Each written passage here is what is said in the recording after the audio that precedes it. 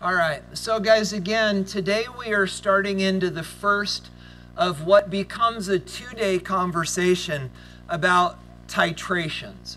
And you know that, well, maybe, perhaps, you're thinking to yourself, wait, we've already started this conversation about titrations because previously we talked about titrating buffers, and you're not wrong. But what we're going to do, and it's important you understand this, as we now over the next 2 days talk about titrations, we're no longer going to be titrating buffered systems. So guys, we're done. We're done with buffers. And so really, in a way, what we're about to do is simpler than titrating buffers. It's sort of a step back, if you will, but that flow through the common ion effect made titrating buffers fit better. But what we're going to do now is we're going to start again this 2-day conversation about titrating acids and bases. Today we're going to talk about strong acids with strong bases and strong bases with strong acids, both of those combinations. And then we'll bring in weak titrations next time. So guys, along the way, we're going to define some terms. And interestingly, the first thing we're going to do is we are going to talk about how indicators work. But before we do, let's sort of set the stage. So guys, what you're going to find out is that there are actually 4 types of titrations. Maybe perhaps a 5th if you want to talk about titrating buffers, but we don't count that amongst the 4. So guys, this kind of becomes then our laundry list. But obviously, if we're only spending 2 days on this and there are 4 types of buffers, we're also going to talk about what we're not going to do.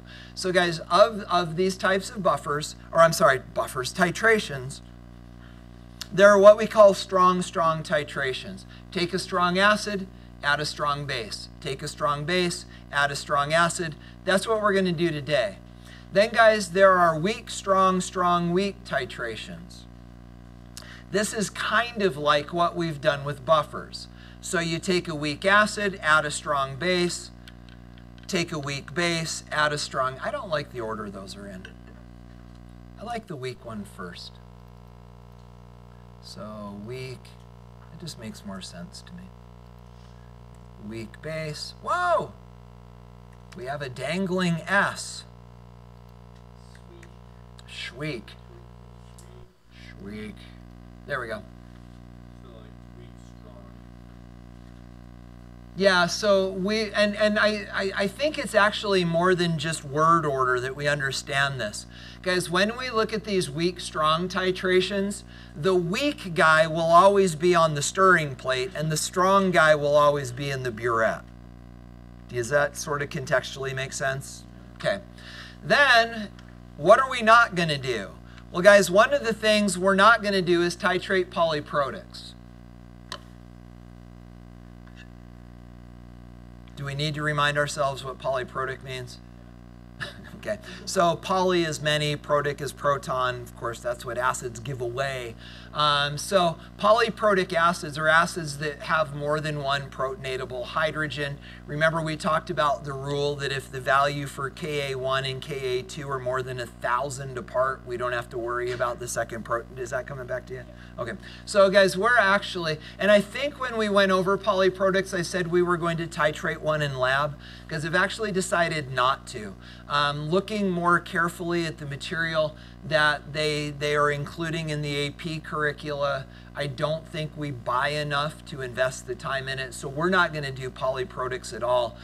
Maybe at some point we'll sketch a polyprotic titration curve just so you know what they look like. Actually, maybe I'll just have you figure out what they look like, but we can't do that until you know what titration curves are anyway. And then guys, finally, thank goodness, oh my gosh, we never have to do this. We will never, ever, never, ever, never, ever, never, ever have to talk about the math of titrating a weak electrolyte with a weak titrant. Yeah, because remember, we talked about the math of this, and I love that you all groaned, because what does this require? related rates problems, right? Because you've actually got one equilibria hinging on another equilibria. And guys, honestly, I barely touched on this my senior year as a chem major. It's beyond the horizon far enough that you just don't have to worry about it. So again, we aren't going to mess with these two. You guys good?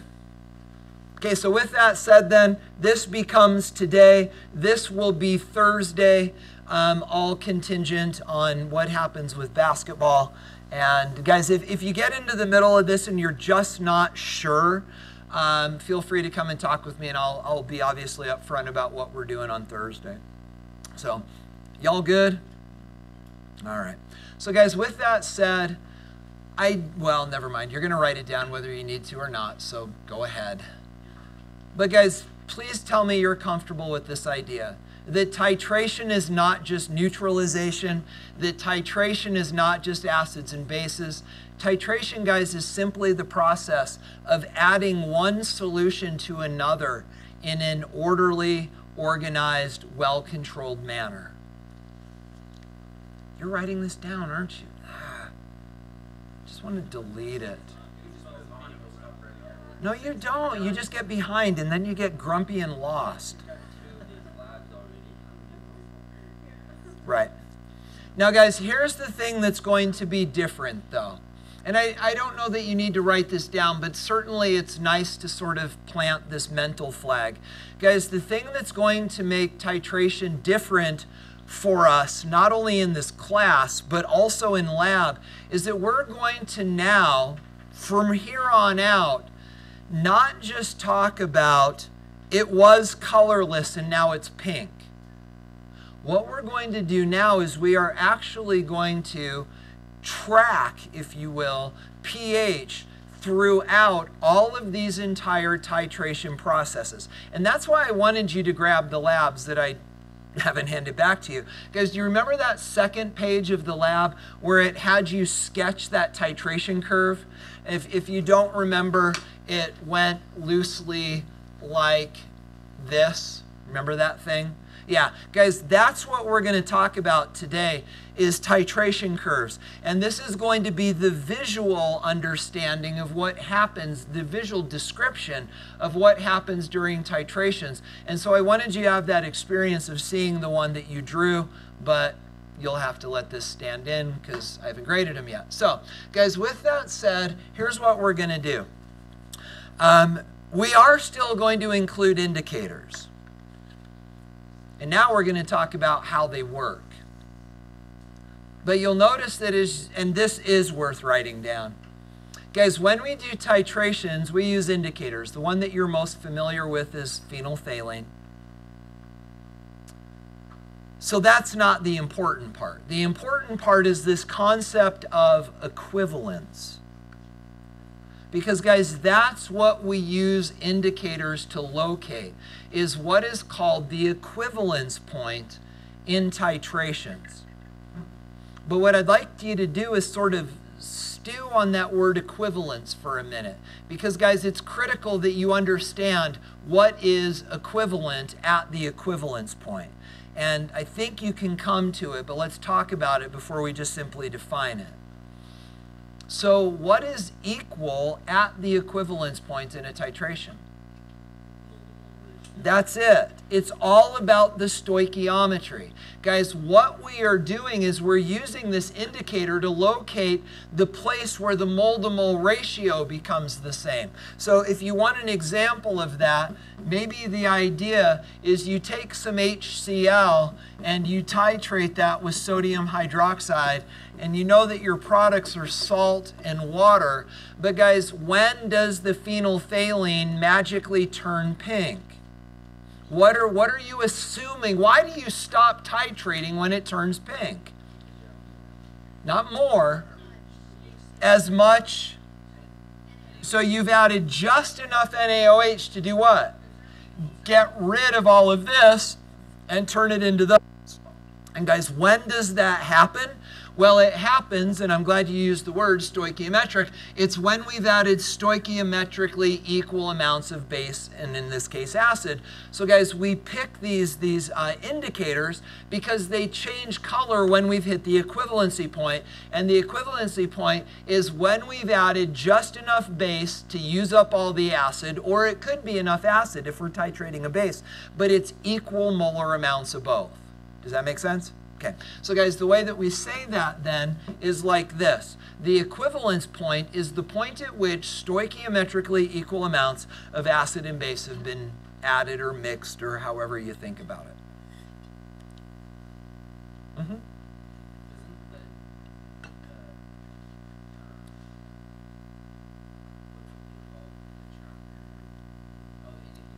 Yeah.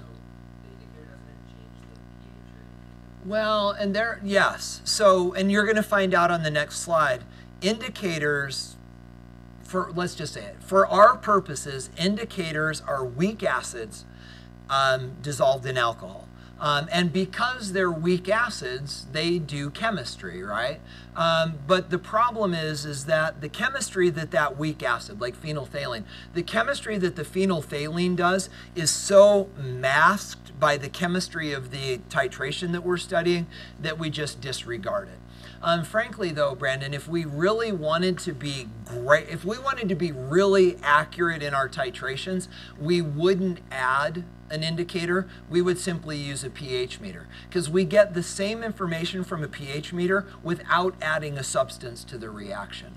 So, and what you're going to find is later into March, as we start doing more titrations, you'll actually choose, do I want to add an indicator or not? Some of you get sick of them and you'll just use the pH meter. Some of you like having that experience of seeing the color change, and then I'll just give you some. So, yeah, either way. So guys, you good with this idea of equivalence? Because what you're going to find out in a minute, equivalence is different from what is called the end point. And we're going to talk about that in a minute. But for you to understand the difference, you've got to understand equivalence. So guys, at equivalence, it's all about equal, right? And what is equal? The amount of acid and base. We call that the point of neutralization. Yeah.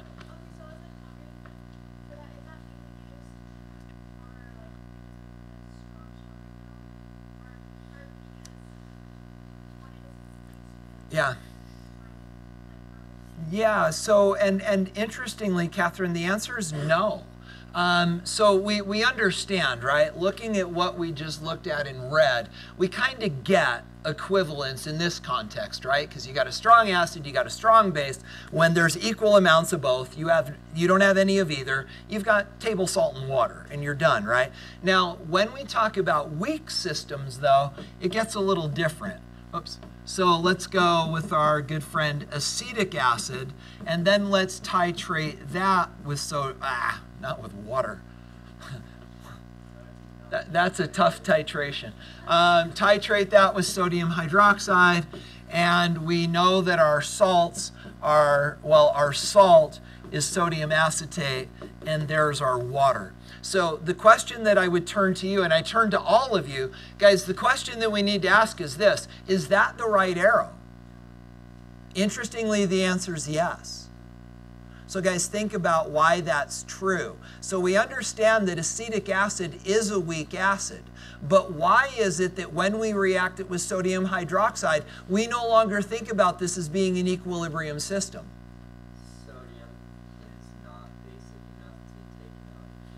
Yeah, and fundamentally you're right, but I think we can say it simpler, more simply than that. Go ahead.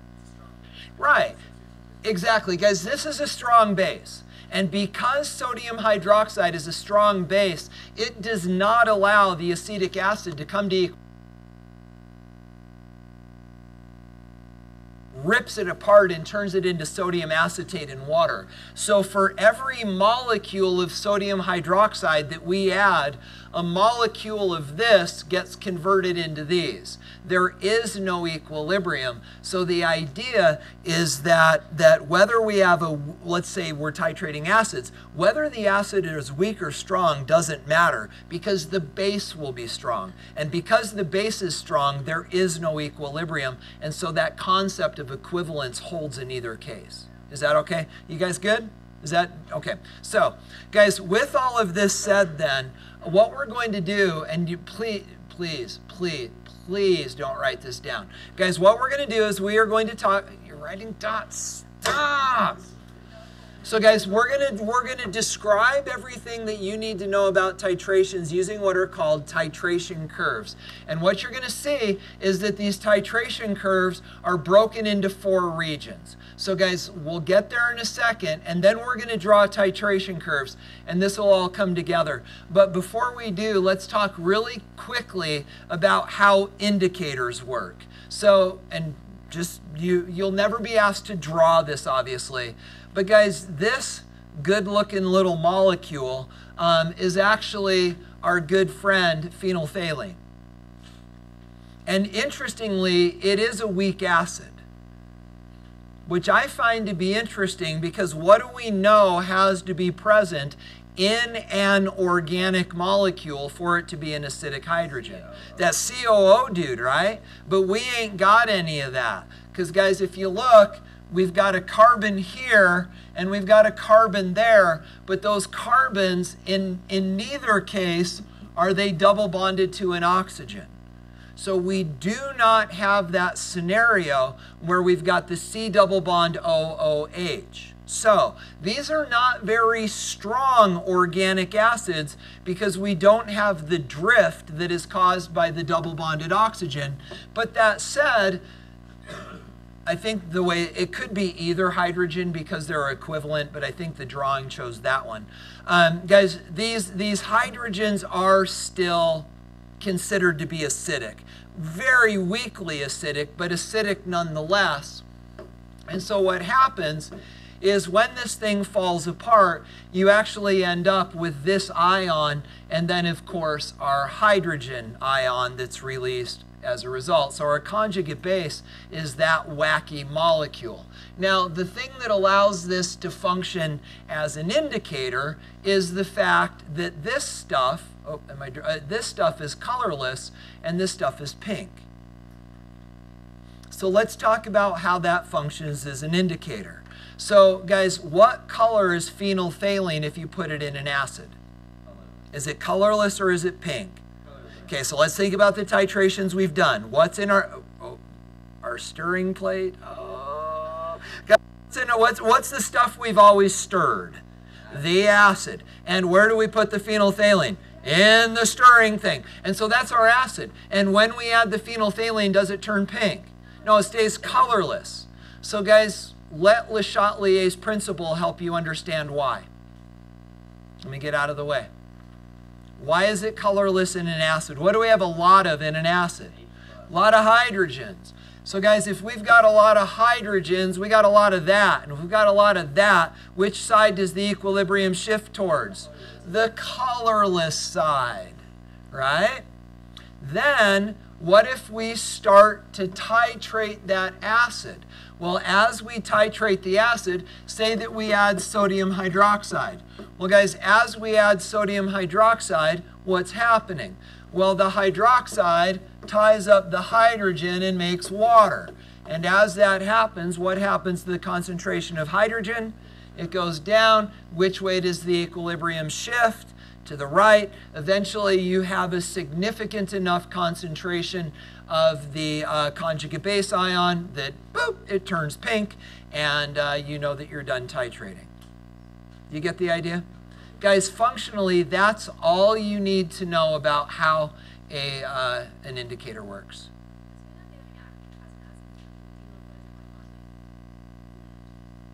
No, you know, it's interesting, and I'd love to talk about it because, frankly, I was thinking the same thing as I was saying it, and the answer would be no, but help us understand what you're thinking. What were you saying?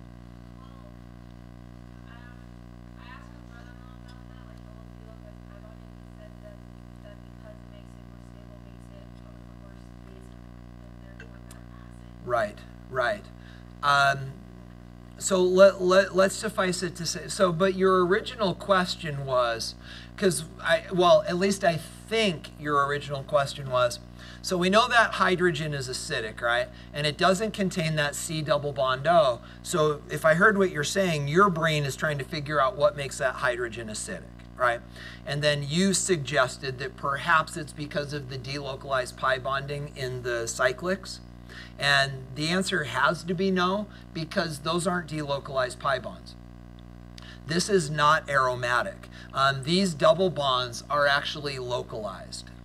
When you get these rings bonded together with other rings, those interactions with neighboring rings tend to change the hybridization of those carbons, and they're no longer sp2 hybrids and they can't resonate. So this is like, physically, that double bond is right there. Now, could it be that that double bond is causing drift? Maybe, but it's not a function of resonance. Is that okay? So, guys, you good? Okay, so let's draw ourselves a titration curve. Dun, dun, dun. There you go. So before you start drawing, let's talk. So again, guys, the hope is that given the context that you have from the lab, this is coming back to you. But here's what we've got. Well, let me just tell you, well, here, maybe we can just say it here. So this is a strong acid, strong base titration. So think HCl, think NaOH. So guys, which one is on the stirring plate? The HCl or the NaOH? How do you know? How do you know that's, it could be the other way. The indicator is color. No, well, you don't know that. Because they're trying to titrate the acid. Where does the pH start? Bottom. Low. Is that an acid or a base? Yeah, because guys, that, and maybe you don't have the context, that's the picture. You've got your burette and you've got your pH meter stuck in the beaker. So what we're tracking is not the pH of what's in the burette, it's the pH of what's in the beaker. And because that pH is low, we know that we're starting with the acid in the beaker. Okay. Now notice another way that you would have known is notice the units on the x-axis. Milliliters of sodium hydroxide added. Do you see it? So we're adding base to the acid. Notice, guys, that initially the pH of the acid goes up, but doesn't go up rapidly. Then, guys, we get to this magic moment, this moment of equivalence. And guys, when we hit this equivalence point, the pH rockets up about 8 pH steps. And then, guys, we see a trend that is similar to this one, but now we're beyond equivalence and we're adding base into what was functionally at one point just water. Yeah. And that's why the changes color. And we're going to talk about that in a second. But yes, the answer to your question is yes. But guys, this is functionally an overview of what these titration curves look like. Now, what you're going to find out is we break these into 4 regions. We are going to talk about the region before equivalence. We are going to talk, oh no, I'm sorry. We're going to talk about the region of initial pH, then the region before equivalence, at equivalence, and then beyond equivalence. Today we're going to talk about those 4 regions relative to strong titrations, and then on Thursday we're going to talk about those 4 regions relative to weak strong titrations. So do you have sort of a general idea of this? Okay, so with that said, guys, let's draw our own. So I would encourage you to probably make this half a page. I don't think that would be inappropriate. So we're going to go like this. We're going to go milliliters of NaOH. We're going to go pH. We're going to go 0, 1, 2, 3, 4, 5. I don't like that. Let's just do this. Let's go 0, 1, 7, 14. You'll see why I want 1 on there in just a minute.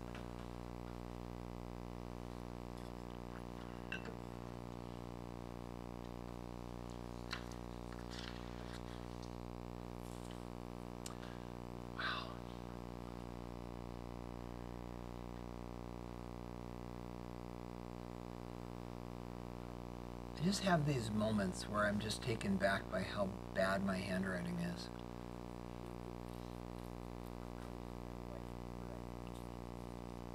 Yeah. You guys caught up with me? Okay, so what I'd like to do is I'd like to more clearly than maybe the thing I just showed you, I'd like to more clearly define exactly what we're looking at here. So I don't know if you want to make it a title. Well, let's make it a title. So what we're looking at is titrating 50, and let's call that perfect, 50 milliliters of 0.1 molar HCl with 0.1 molar NaOH.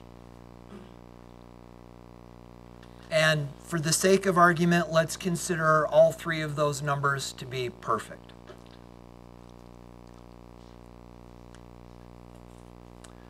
So guys, with that said, let's talk about the landmark, if you will, points in this titration.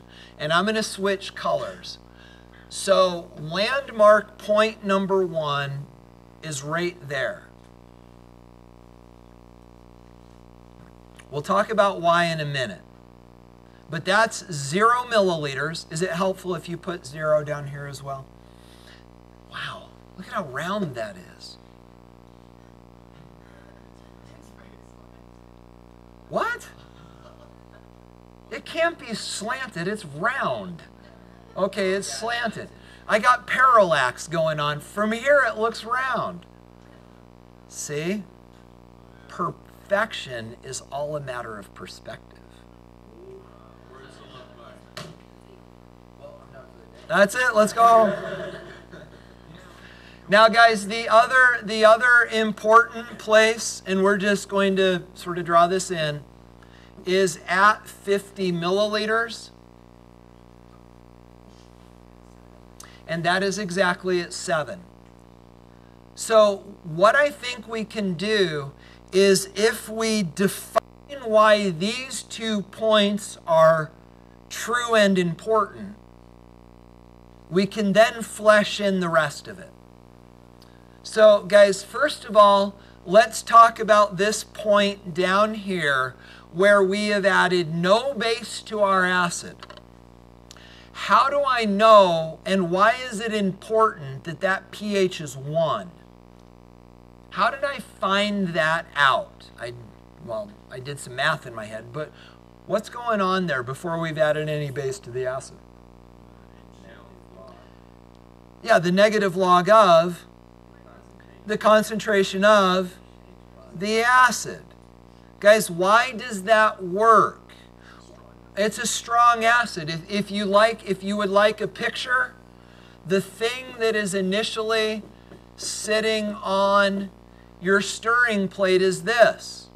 It's hydrochloric acid. We understand the hydrogen is actually in hydronium. But guys, when we start, it's hydrogen and chloride. How much hydrogen ion do we have?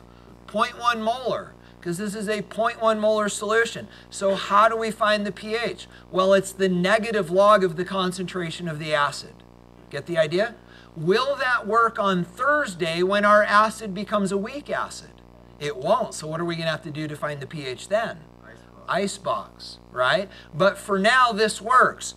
So if you would like, I don't think it would even be inappropriate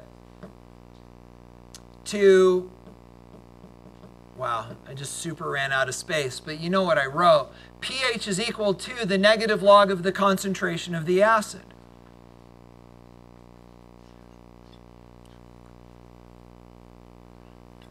So guys, let's pause there for a second. Does that make sense?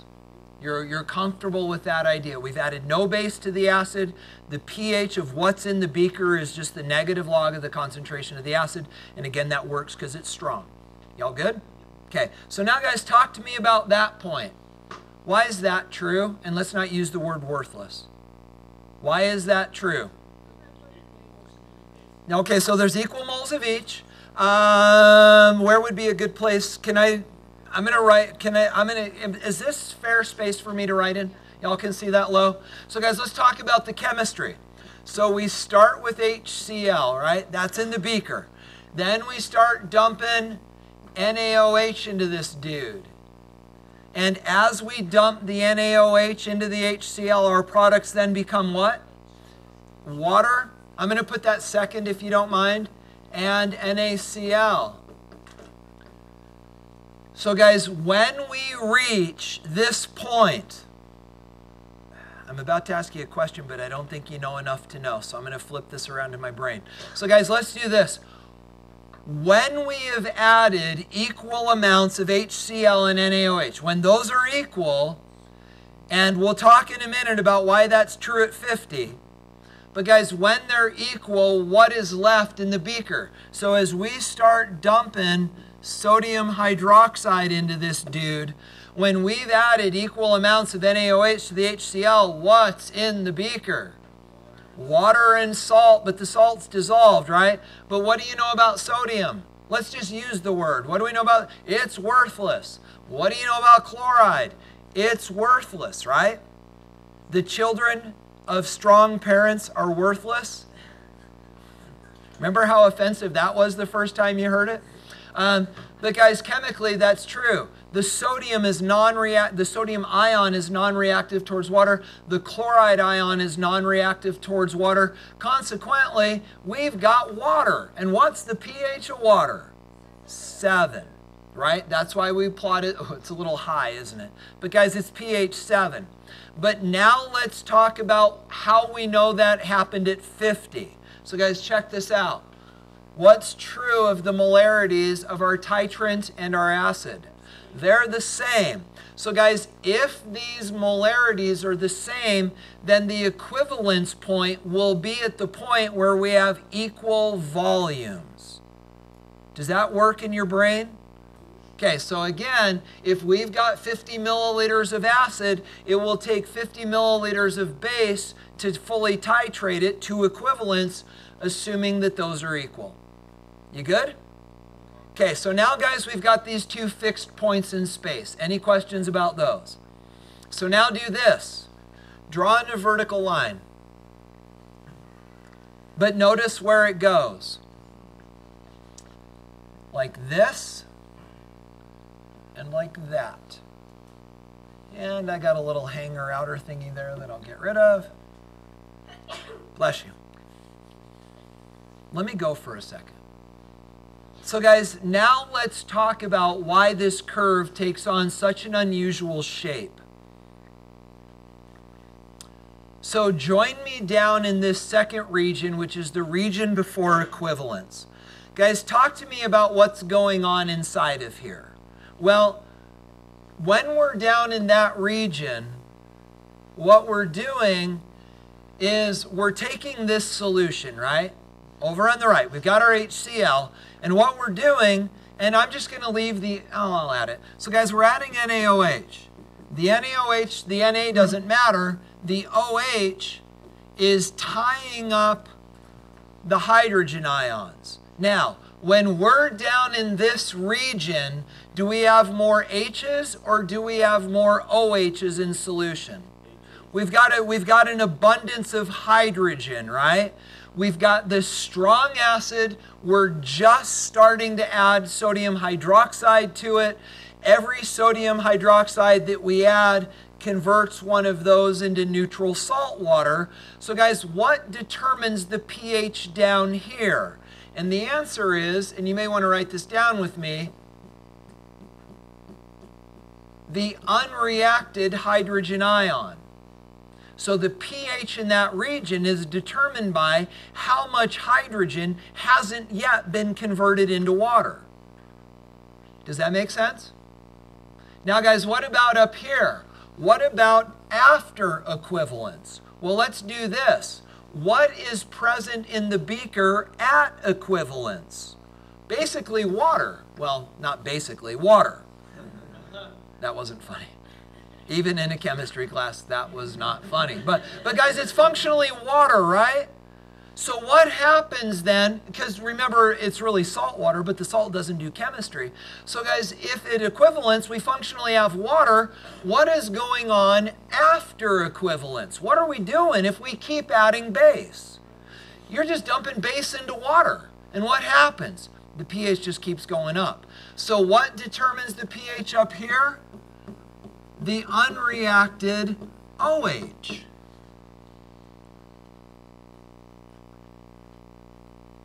So guys, now the question becomes this. Why does this thing go vertical? Why does it do that?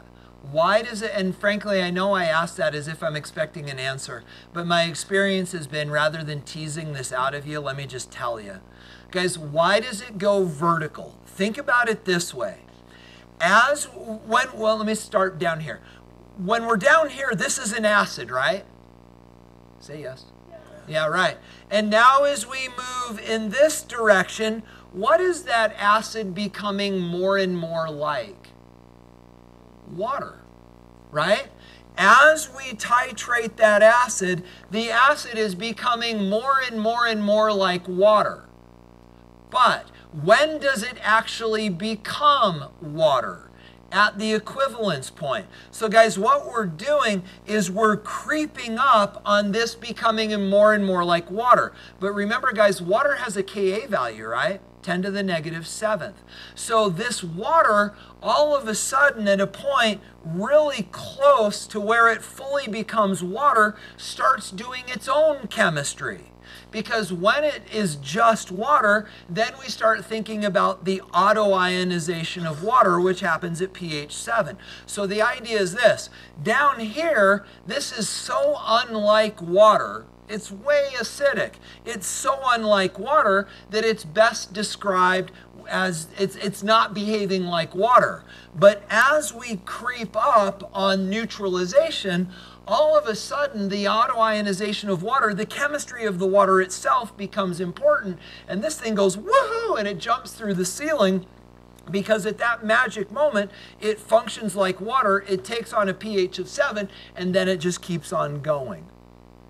Does that make sense, or was that crazy weird? Is it okay? So guys, I don't want to dig into that. You functionally need to know that as you reach equivalence, this thing goes vertical. If you don't understand the chemistry behind it, it has to do with the weak equilibrium of the water itself, and it is no longer being overwhelmed by the strong acid, and it just jumps through the ceiling and then just keeps on going. Well, keeps on going. But if you don't understand the chemistry behind it, you just need to know that it goes vertical near equivalence. Is that okay? Okay, so now guys, let's do this. Taking this pretty picture that we did, let's go back and now look at this. Do you see how what you drew ties into what I've got here? Now we need to talk about this. Guys, this is the equivalence point, right? We've identified it's at 7. But guys, here's the thing that's interesting. This represents phenolphthalein. I'd love to zoom into this. Let's see if I can. I am so sick of this keyboard, I could spit. Oh crap, that's worse. Guys, pretend like you can see this. So guys, notice this. Phenolphthalein doesn't turn pink until pH 8, and that's good enough. The question is why? If we are trying, with an indicator, if we are trying to locate the equivalence point, which is pH 7, why is it that an indicator that changes color at pH 8 is an appropriate choice? Say it again, Nathan. Yeah, it's not changing. Guys, check this out. The same drop, oh, I can't even do that. Guys, the same drop of acid. Remember, and as you're titrating, right, it starts to become drops because it turns pink and goes away and turns pink and goes away. Guys, that same drop of acid that caused this thing to go pink is the same drop of acid that caused this pH to go woohoo, straight through the ceiling. So the reason that that is appropriate to use an indicator that changes color at 8, even though we're looking for 7, is because it all happens simultaneously. You add that one drop, you hit pH 7, you hit pH 8, you go all the way up to pH 10.5. So the trick is this: so long as your indicator changes color somewhere on the vertical portion of this curve, it's good enough. You're going to find out that on weak titrations, it becomes a little trickier, because in a weak titration, it looks more like this. We're going to talk about that on Thursday. But understand, so long as your thing changes color on that vertical portion, you're okay. You get the idea? All right. So guys, now that we've done this conceptually, and when I say this, I mean this. Now that we've talked about the math of initial, now that we've talked about the concepts of initial, before, at, and beyond equivalence, we're now going to look at these things mathematically. Now guys, if you would like more notes, if you will, about everything we just talked about, feel free to download and print these, but everything is already there. So guys, let's do some math. Here's what it says. It says calculate the pH when the following quantities, hey, this sounds familiar, when the following quantity of 0.1 molar sodium hydroxide has been added to 50 milliliters of 0.1 molar HCl. There's a method to our madness.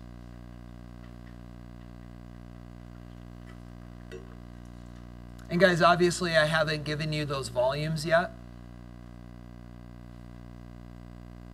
but I will.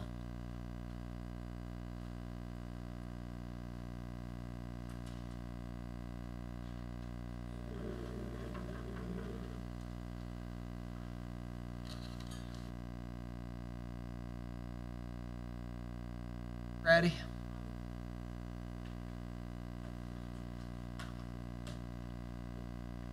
So I went skiing on Saturday, ran into Jacob on the mountain and didn't recognize him.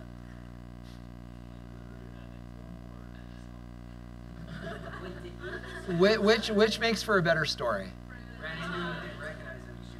Yeah, because he's a stinking snowboarder and he cut me out. No. He's not even a snowboarder. No, but the thing is, he had a little mustache going on. Jacob, I really think you got to go with this. Like, just let it go. Handlebars. That'd be sweet. Yeah. You look like a true rocket scientist. Oh, yeah. Or perhaps an axe murderer, but either one's fine. Okay, guys, here we go.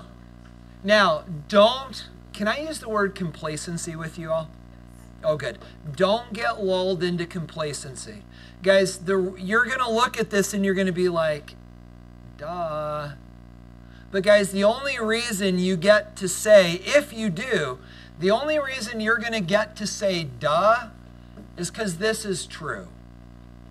If the concentrations aren't the same, the math isn't harder, but the math is necessary.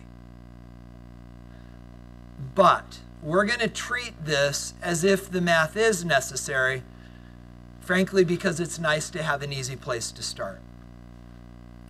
So guys, again, given the context that our molarities are equal, that allows us to think more easily about where we are on the curve. So here's what we know. 50 milliliters of 1.1 molar HCl.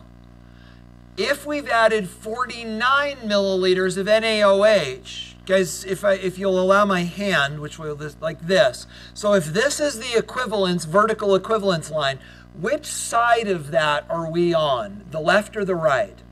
Well, I know, but I think backwards because I'm a teacher. Which side are we on? We're on the left, correct?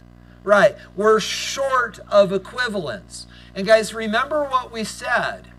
We said that the pH short of equivalence is determined by the amount of hydrogen ion that is unreacted.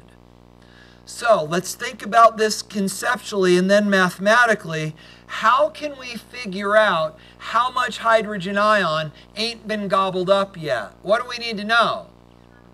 How much hydrogen ion we started with, and how much hydrogen ion's been taken, which is equivalent to what?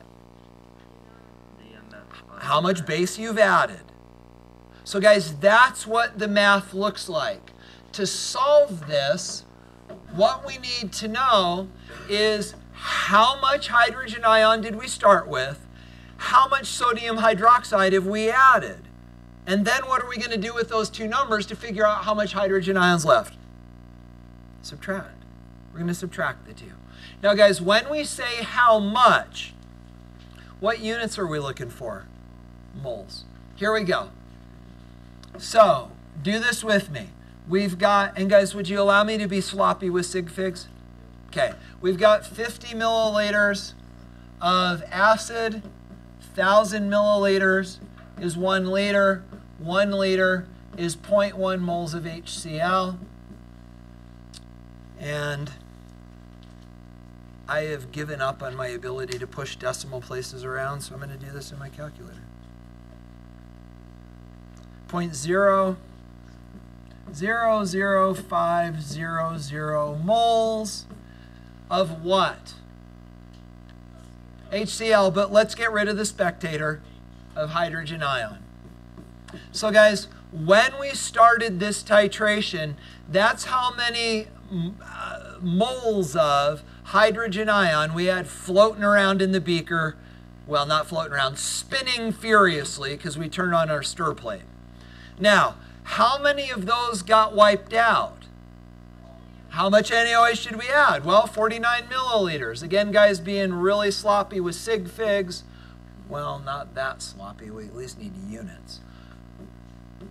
1,000 milliliters, 1 liter, 1 liter, 0.10. Well, I promised not to do that, but I did it anyway. So,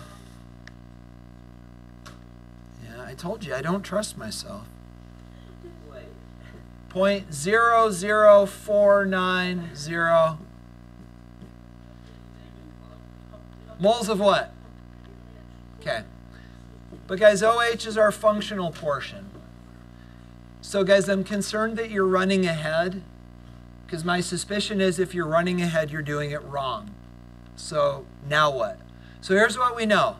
We know how many moles of hydrogen we started with. We now know how many moles of hydroxide we added. So, how much hydrogen ion is left? The difference. So, we need to find the difference. So, we're then going to subtract. So, we're going to go 0.005. Oh my gosh. Wow.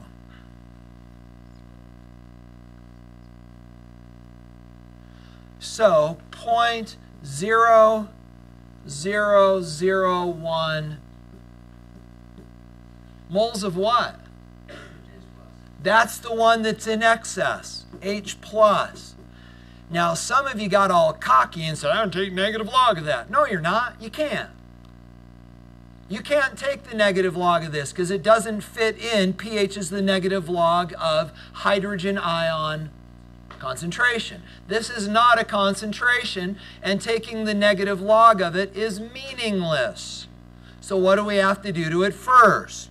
Convert it into a molarity. And how do we do that? Divide by the volume. What's the volume? Good. Add them up.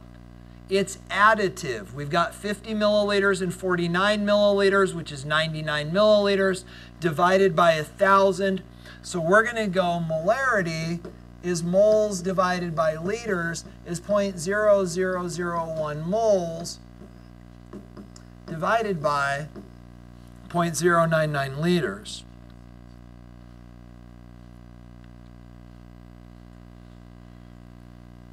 And I get 0.00101 molar. And then guys, of course, you need to show the calculation where you take the negative log, but I'm just going to do it in my calculator.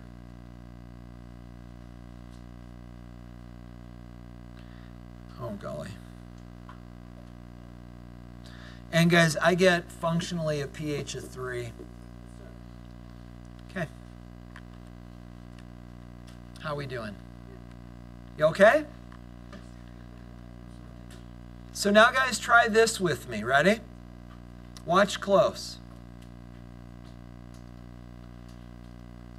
Answer? 7. Yes? When does that only work? When the molarities are the same. Guess what you're going to see on the test? They're not going to be, well, I should say the AP test. Then guys, try this on for size. This is interesting. What about this? How is that going to change the math? Guys, if this is our vertical at equivalence, which side are we on now? We're on the other side. So what is that going to do to the math? Well, let's go look at the math. So guys, how's this going to change? Well, this number is going to change, right? It's no longer 49 milliliters. It's now 50.5 milliliters. The math is going to progress the same, but now when we do the subtraction, and you don't have to flip them over, but you understand that this number will now be bigger than this number because this will be 505. Now we'll have a predominance of hydroxide ion, so this will no longer be moles of hydrogen, it'll be moles of hydroxide. You don't need to flip these though, but you do need to label them properly, but then from there the math is the same. You okay with that? Okay, so guys, let me give you your homework. It looks something like this. So wait, so if the bottom is bigger, it will be negative, and then we just switch the negative. Exactly. Yep, you just switch them and respect the fact that you've actually got a predominance of hydroxide rather than hydrogen.